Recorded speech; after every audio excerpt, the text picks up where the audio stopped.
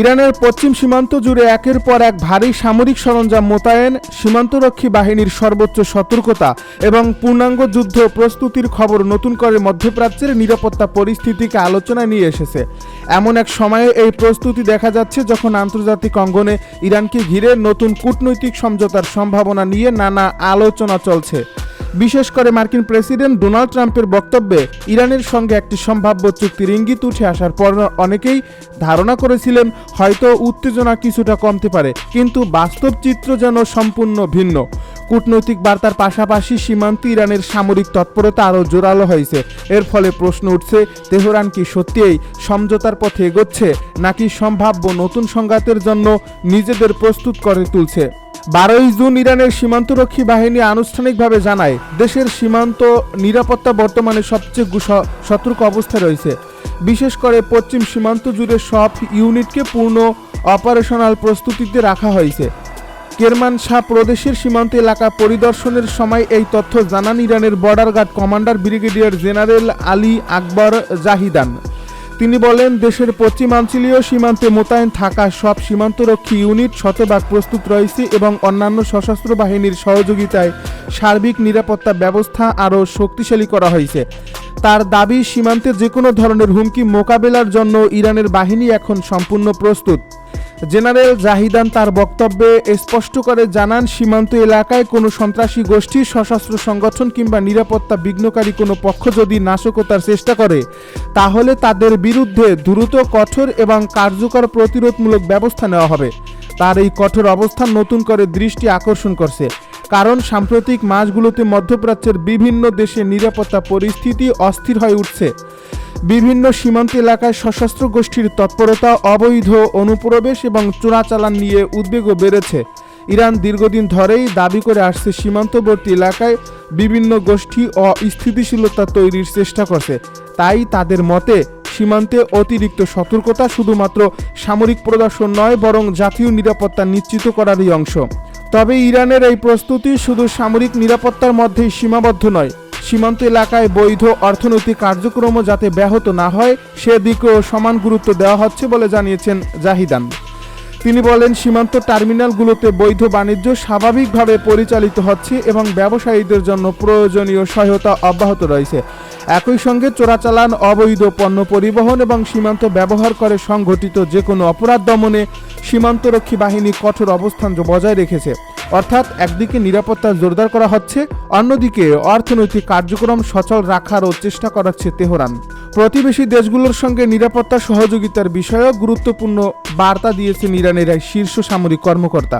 তার মতে, বিশেষ করে ইরাকের সঙ্গে সীমান্ত সহযোগিতা বর্তমান ইতিবাচক পর্যায়ে রয়েছে।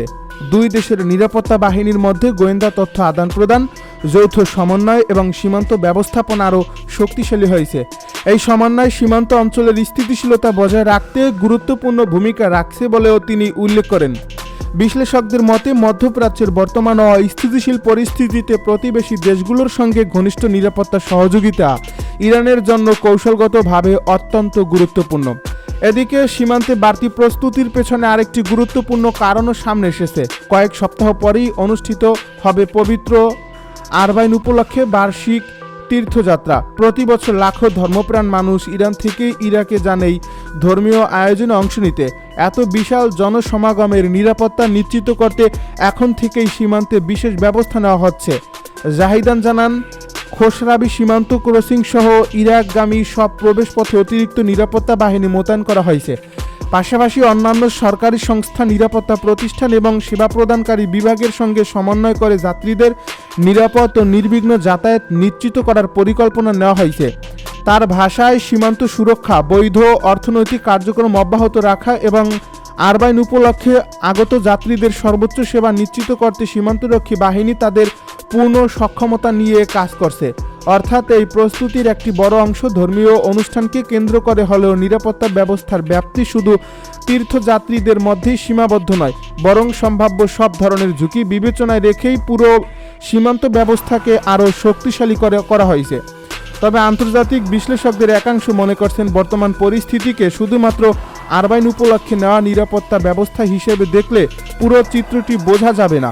কারণ সাম্প্রতিক সময়ে মধ্যপ্রাচ্যের ভূ রাজনৈতিক উত্তেজনা, ইরানকে ঘিরে কূটনৈতিক টানাপোড়েন, আঞ্চলিক নিরাপত্তা সংকট এবং সীমান্তবর্তী এলাকায় বিভিন্ন সশস্ত্র গোষ্ঠীর তৎপরতা সব কিছু মিলিয়ে তেহরান সম্ভাব্য যে কোনো পরিস্থিতির জন্য আগে থেকেই প্রস্তুতি নিচ্ছে। সীমান্তে সর্বোচ্চ সতর্কতা, কঠোর সামরিক বার্তা এবং প্রতিবেশী দেশগুলোর সঙ্গে নিরাপত্তা সমন্বয় সেই বৃহত্তর কৌশলীর অংশ হতে পারে বলে ধারণা করা হচ্ছে। এর ফলে যুদ্ধক্ষেত্রে তৈরি হয়েছে এমন এক অসম সমীকরণ যা দীর্ঘমেয়াদী ওয়াশিংটনের জন্য বড় ধরনের অর্থনৈতিক এবং কৌশলগত চ্যালেঞ্জ হয়ে উঠতে পারে।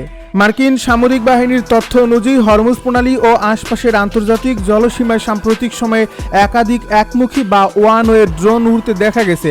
এসব ড্রোনের লক্ষ্য ছিল আন্তর্জাতিক বাণিজ্যিক জাহাজের চলাচল ব্যাহত করা এবং পুরো অঞ্চলে নিরাপত্তাহীনতার পরিবেশ সৃষ্টি করা। যুক্তরাষ্ট্রের দাবি, তাদের প্রতিরক্ষা ব্যবস্থা অধিকাংশ ড্রোনই আকাশে ধ্বংস করতে সক্ষম হয়েছে। তবে সামরিক বিশেষজ্ঞরা বলছেন, প্রতিটি ড্রোন ধ্বংস করতে যে ব্যয় হচ্ছে সেটি ভবিষ্যতের বড় উদ্বেগ। কারণ কয়েক হাজার ডলারের একটি ড্রোন ভূপাতিত করতে কখনো কখনো ব্যবহার করতে হচ্ছে কয়েক লাখ কিংবা কয়েক মিলিয়ন ডলারের ক্ষেপণাস্ত্র। বিশ্লেষকদের মতে ইরান বহু বছর ধরেই এমন একটি সামরিক কৌশল অনুসরণ করছে যেখানে ব্যয়বহুল অস্ত্রের পরিবর্তে বিপুল সংখ্যক স্বল্প মূল্যের ড্রোন এবং ক্ষেপণাস্ত্র ব্যবহার করে প্রতিপক্ষকে অর্থনৈতিকভাবে চাপে ফেলা হয়। এই কৌশলকেও অনেকে কস্ট ইম্পোজিশন স্ট্র্যাটেজি বলেও উল্লেখ করেন, অর্থাৎ শত্রুপক্ষকে এমন অবস্থায় নিয়ে যাওয়া যেখানে প্রতিরক্ষা বজায় রাখতে গিয়েই তাদের বিপুল অর্থ ব্যয় করতে হবে। বর্তমানে হরমুজ প্রণালীকে কেন্দ্র করে যা ঘটছে তা অনেকটা সেই কৌশলেরই বাস্তব প্রতিফলন হিসেবে দেখা হচ্ছে। শুধু হরমুজই নয়, গোটা উপসাগরীয় অঞ্চলে এখন বাড়তি সতর্ক অবস্থায় রয়েছে মার্কিন ও মিত্রবাহিনী। জর্ডান, কাতার, কুয়েত, সৌদি আরব, ওমান এবং আশপাশের বিভিন্ন ঘাঁটিতে সর্বোচ্চ সতর্কতা জারি করা রয়েছে। আকাশে নিয়মিত টহল দিচ্ছে আধুনিক যুদ্ধ বিমান। একই সঙ্গে সক্রিয় রাখা হয়েছে বিভিন্ন ক্ষেপণাস্ত্র প্রতিরক্ষা ব্যবস্থা।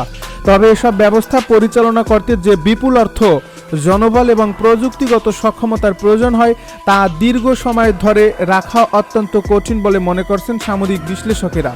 যুদ্ধবিমান দিয়ে ড্রোন প্রতিহত করার বিষয়টি নিয়েও উঠছে নানা প্রশ্ন। কারণ আধুনিক যুদ্ধবিমান মূলত তৈরি করা হয়েছে শত্রুপক্ষের যুদ্ধবিমান কিংবা বড় আকারের সামরিক লক্ষ্যবস্তু ধ্বংস করার জন্য।